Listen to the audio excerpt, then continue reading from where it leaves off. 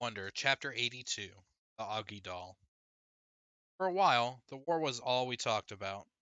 February was when it was really at its worst. That's when practically nobody was talking to us, and Julian had started leaving notes in our lockers. Notes to Jack were stupid, like, "You stink, big cheese, and nobody likes you anymore." I got notes like, "Freak," and another one that said, "Get out of our school, orc." Summer thought we should report the notes to Miss Rubin, who was a middle school dean, or even Mr. Tushman. We thought that would be like snitching. Anyway, it's not like we didn't leave notes too, though ours weren't really mean. They were kind of funny and sarcastic. One was, "You're so pretty, Julian. I love you. Will you marry me? Love, Beulah." Another was, "Love your hair. XOX Beulah." Another was, "You're a babe. Tickle my feet. XO Beulah." Beulah was a made up person that me and Jack came up with. She had really gross habits like eating the green stuff in between her toes and sucking on her knuckles. And we figured someone like that would have a real crush on Julian, who looked and acted like someone in a kids bop commercial. There were also a couple of times in February when Julian, Miles, and Henry played tricks on Jack. They didn't play tricks on me, I think. I think because they knew that if they got caught bullying me, it would be a big time trouble for them. Jack, they figured, was an easier target. So one time they stole his gym shorts and played monkey in the middle with them in the locker room. Another time, Miles, who sat next to Jack in homeroom, swiped Jack's worksheet off his desk, crumpled it in a ball, and tossed it to Julian across the room. This wouldn't have happened if Miss Petosa had been there, of course. There was a substitute teacher that day, and subs never really know what's going on. Jack was good about this stuff. He never let them see he was upset, though I think sometimes he was. The other kids in the grade knew about the war, except for Savannah's group. The girls were neutral at first, but by March they were getting sick of it, and so were some of the boys.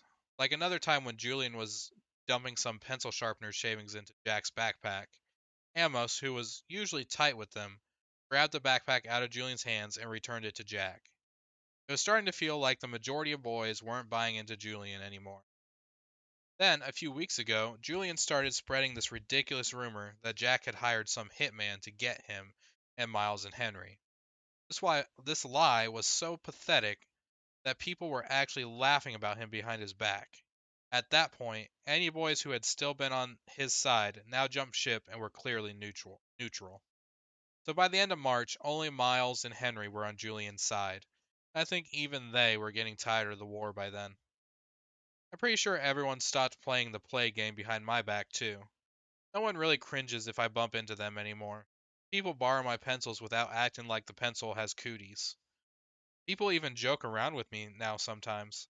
Like the other day, I saw Maya writing a note to Ellie on a piece of ugly doll stationery, and I don't know why, but I just kind of randomly said, "Did you know the guy who created the ugly dolls based them on me?"